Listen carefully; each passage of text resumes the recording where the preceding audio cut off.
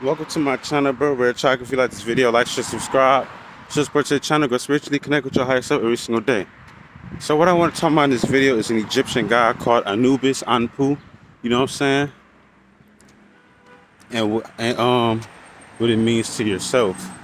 So hold on a second, niggas lurking shit. Okay, so what one person gotta know is Egyptian gods and goddesses, they represent aspects of yourself. Like Set, that represent your lower self. Aset, that represents intuitional wisdom. You got Asar, Osiris, that represents the eternal soul. You got you got Tahuti, Tahoth, and he represents intelligence, writing. Who else? You got Nebhet. She represents mortality.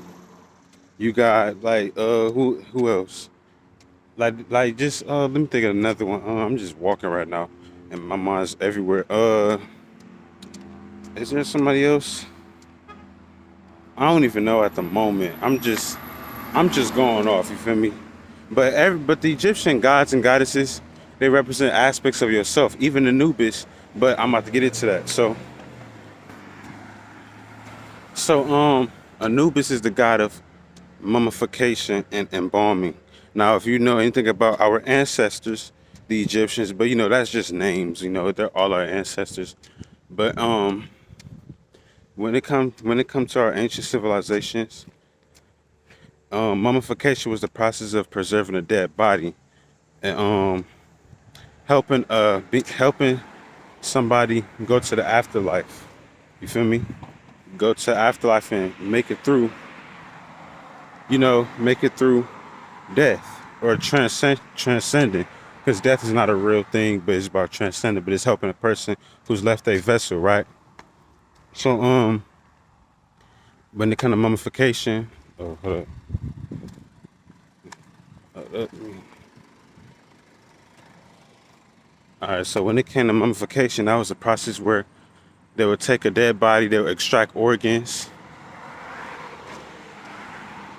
they would dip the body in wine so it could so it could cleanse the body. Natural wine, not the shit that they probably give us in liquor stores, but yeah. And basically, that whole process, you got to be intelligent to preserve a dead body and preserve organs and stuff, because they still be finding us now, thousands of years later. Hold on a second. There's a lot of people walking in there. Hold on a second. Okay. Hey, how you doing? You good?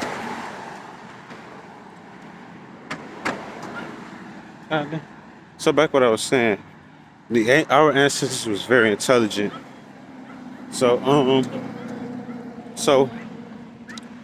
Anubis, Anpu, is the god of mummification. Also, when you pass on, your heart will be weighed against a feather to see if your heart was as light as a feather, if you was a righteous being. That's why most of y'all niggas need to stop playing games out here, because nigga, your heart gonna be weighed against a feather. And if your heart is if your heart weighs more than a feather, and you had a heavy heart and shit like that, you was on some evil shit, and you gonna get eaten alive by a certain being. So I think his name is, but so listen, even at the Hall of Maya, Wall of Maya, whatever you want to call it, when you getting judged, it's going to basically judge to see if you was a righteous being.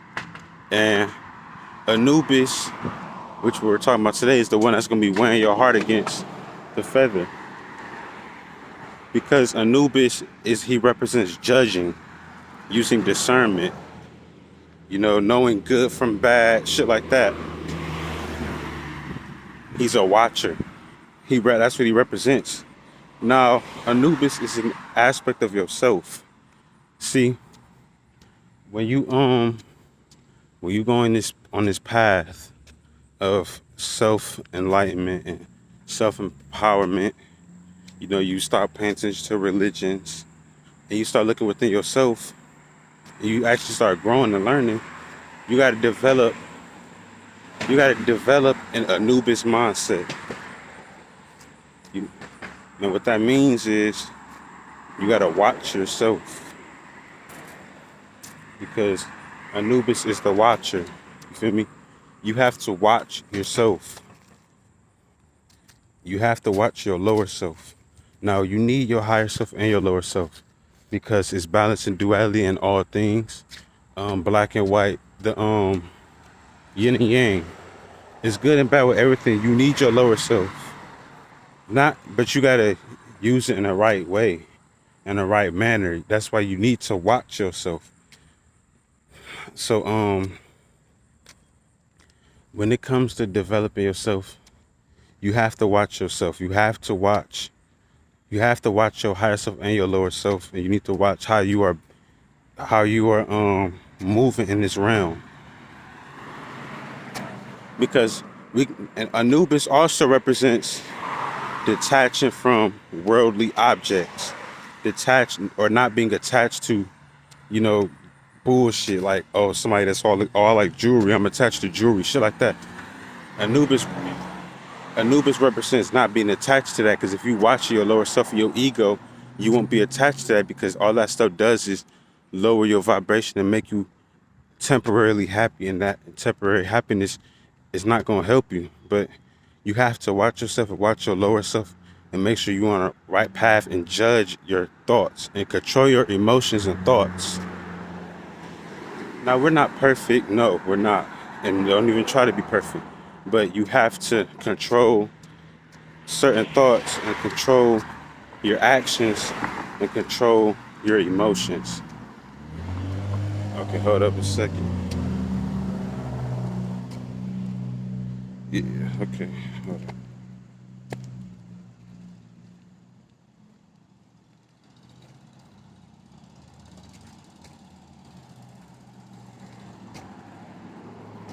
Hey, how you doing?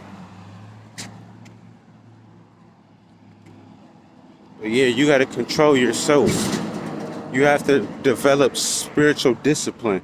You need to do certain things. You need to not do certain things. You need to do what's right for yourself and right for others. You feel me? You have to be in control of yourself. Because if you lose control, you know what happens after that. You go on a wrong path. You jeopardize your future, jeopardize your bloodline, stuff like that. So you need to control yourself, watch yourself, and think, and be able to judge your thoughts. Because every thought is not a good thought. Every thought is not a bad thought. You have to judge it. You need to use discernment. Some thoughts is good thought. Some good thoughts is not good thoughts. Some bad thoughts is not even bad thoughts. Like you gotta just be aware in general and judge. You have to judge yourself. So that's what Anubis represents. Watch yourself, judge yourself in a righteous manner, and controlling your thoughts, emotions, and controlling yourself. And also judge yourself and detaching from the worldly things. Detaching, like, of course we in here, we living. We gonna be attached to some stuff, but you don't let it. You don't let shit dictate whether you happy or not, whether you having a good day. Like if somebody had Jordans, or they got some Jordans, are they happy as fuck? But next day, or a little while later, they grew out them Jordans, and they super depressed because they don't got the Jordans no more. Like you relied on them thing, that temporary shoe so much. Like that's what you cannot do.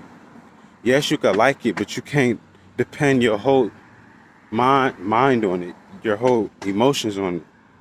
You understand what I'm trying to say? So that's what he represents. And who's cooking out here? So you have to be able to judge yourself and understand yourself and know yourself. This is all about this is all self-development and self-discovery, bro. You have Once you learn yourself, you understand yourself, you do some shadow work, you're gonna be able to control yourself. Also, Anpu, not Osiris, Anpu, Anubis, he has two sides of him. I don't know if I'm gonna say it right, but first you got Anpu, the judger, the watcher, the one who controls, the one who detaches. But then you got Anpu, where it? I forgot what you call it. It's like Anpu, where it? Just look it up. When you type in Anpu, have like a W in it or something. But it's another Anpu, another side of Anpu, and this represents transcending and moving into other realms. Oh shit. Okay, hold up. Dogs and shit. Right. Oh my god. So Anubis, where it represents moving on to higher realms.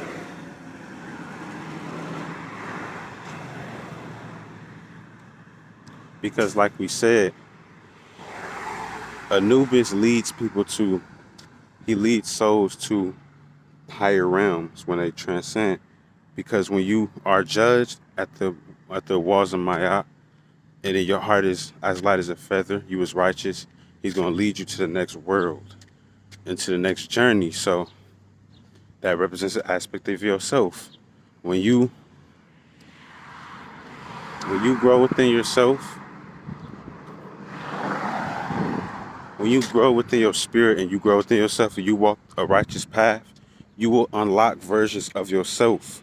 You will lead to different versions of yourself. You're gonna learn more about yourself. You're gonna explore different aspects of yourself, and you're gonna be on a higher frequency, a higher realm, a higher vibration, a higher frequency. So it's all about, when it comes to Anpu, it's all about controlling yourself, detaching from the world, and also transcending your mind and learning self-discipline and watching over your lower self. Because you need both, but you need the higher self, you need the lower self. But you need to be balanced. You can't be overreactive on one side, because it's going to knock off the other side and it's going to leave you at an unbalanced state. You need both sides, Like if somebody were to run up in your house, you can't just be a nice person. You can't just be your higher self. Oh, no, you have to tap into your lower self and be ready for war. Set is the lower self. The Egyptian god Set. That's your lower self, the war side. But look, when you tapped into your lower self and you at the war, it got to be for a righteous manner. You just can't war with innocent people around the street and then fucking say, "Oh, I'm tapped into." No, that's why you need to use the Anpu mind. You have to use discernment and judge if it's a righteous deed or not. So that's why it's important to be tapped in to that side of yourself. So if you like this video, bro, like, share, subscribe, support to the channel, grow spiritually.